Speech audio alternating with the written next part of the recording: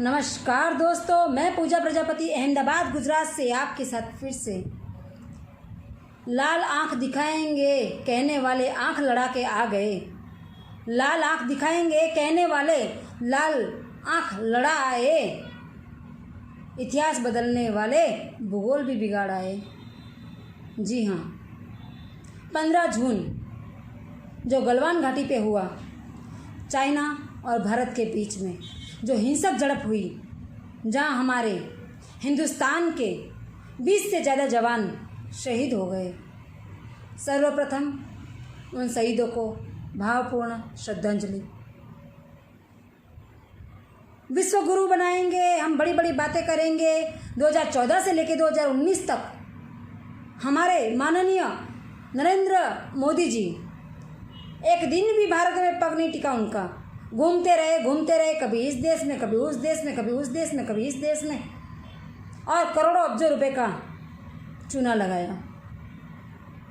तब अंधभक्त ये कहते थे कि वो विश्व में डंका बजाएंगे, विश्व में डंका बजाएंगे। अब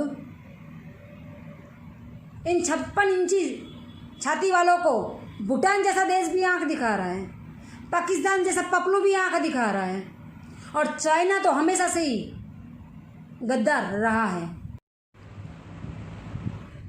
चीन के सामान का विरोध करके आपने कहीं ना कहीं भाजपा ने अपनी निष्फलता को छुपाने की भी कोशिश की।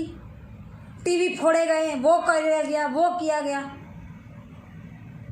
इससे हो गया, हार गया चीन। लेकिन बिजली की कमी के लिए 90% आपकी बिजली बच जाएगी। आपकी उजाला योजना वाले LED बल्ब बनता भारत में है, लेकिन उसमें इस्तेमाल होने वाली 30 से 40% चीज़ें आप चीन से आयात कर रहे हो। जो दवाइयाँ खाते हैं उसमें इस्तेमाल होने वाली चीज़ें 2/3% हम चीन से आयात करते हैं। मतलब कि सोच से लेके शौचालय तक चीन हमारे हिंदुस्तान में फैला हुआ है। आप गुमराह करते हो। भाजपा का IT सेल फेक पोस्ट बना के अंधभक्तों को सौंप देता है, और अंधभक्त लॉजिक तक पहुंचते ही नहीं है, इतिहास तक पहुंचते ही नहीं है, रियलिटी जानते ही नहीं है। बस वही फेक पोस्टें चला कर जय मोदी, जय मोदी, जय मोदी। क्या है भाई? अरे सच्चे देशद्रोही तो तुम लोग हो कि जो सच्चाई देखने की कोशिश नहीं कर रहे हो। किसी का समर्थन करना एक हद तक वाजिब है, लेकिन अगर हिंदुस्तान की बात करते हो तो अगर हिंदुस्तान में होने वाले हर गलत चीज के लिए कोई भी शासक हो उसका विरोध करो, वो देशभक्ति होती है। ये वही चाइना है जहां पर 2014 से पहले मोदी साहब के बड़े बड़े भाषणों में कहा गया था, चाइना को समझौते से नहीं, लाल आंख दिखाकर जवाब देना चाहिए। दिया आपने जवाब। आज पूछ रहा है भारत। आपने उस जैसे नरेंद्र मोदी जी PM बने थे 2014 के बाद, उसी चाइना वाले राष्ट्रपति को लाकर करोड़ों का खर्च करके अहमदाबाद में झूला झुलाए थे आपने। गांधी और सरदार की ये भूमि पर आपने उसका करोड़ों रुपए से स्वागत किया था।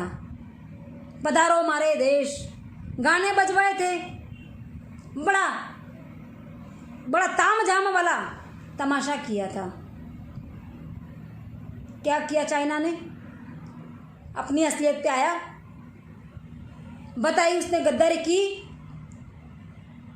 इतना हो 20 जवान हमारे शहीद हो जाने के बाद भी अपना राजनीतिक बयानबाजी से नरेंद्र मोदी जी बाज नहीं आए। उन्होंने ऐसा स्टेटमेंट दिया कि हमारी सीमा में तो कोई घुस आया ही नहीं है, कुछ हुआ ही नहीं है, चाइना कभी एंटर हुआ ही नहीं है।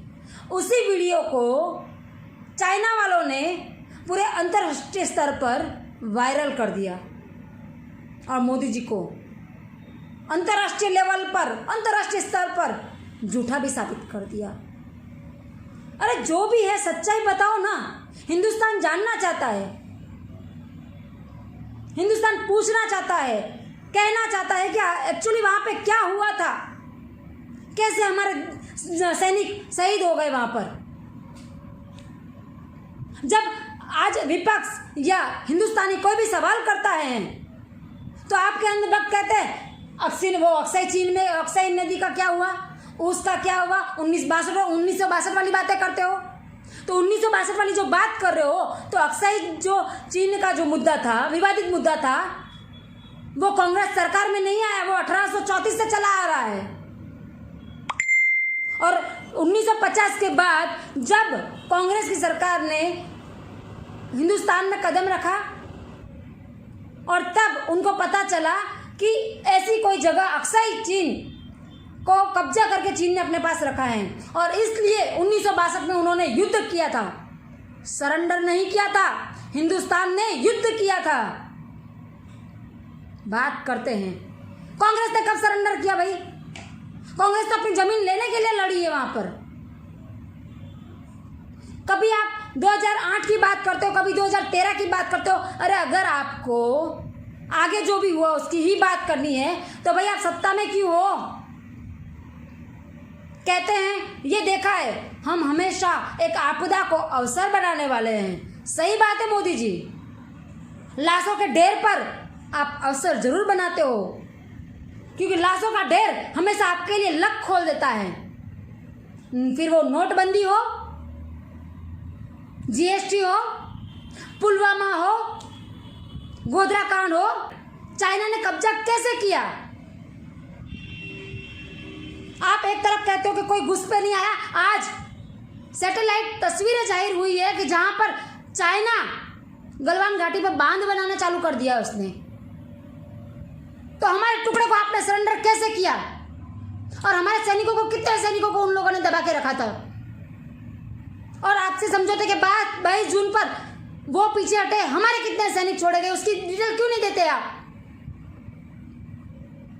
आपके कुछ मूर्ख नेता बोलते हैं कि शहीद और फौजी तो शहीद होने के लिए ही फौज में जाता है।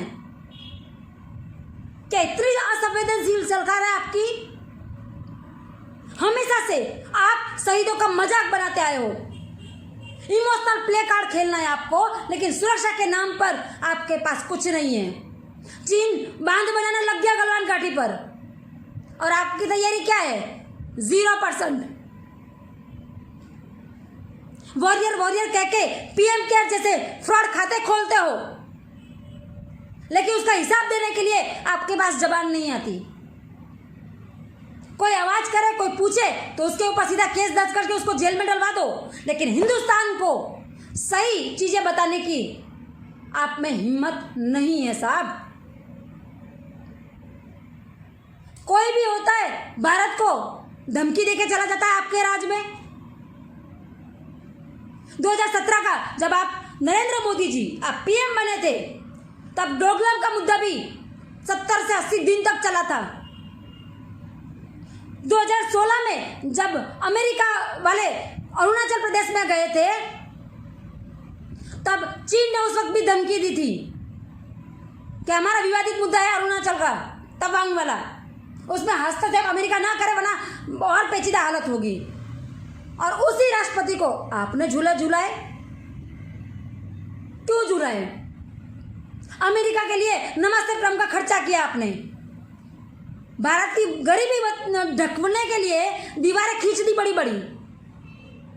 उसी अमेरिका ने कोरोना की महामारी में दवाई के लिए आपको धमकी दे दी, अगर दवाई नहीं दी तो अच्छा नहीं होगा। मतलब हिंदुस्तान को इतना कमजोर कैसे बना दिया साहब आपने?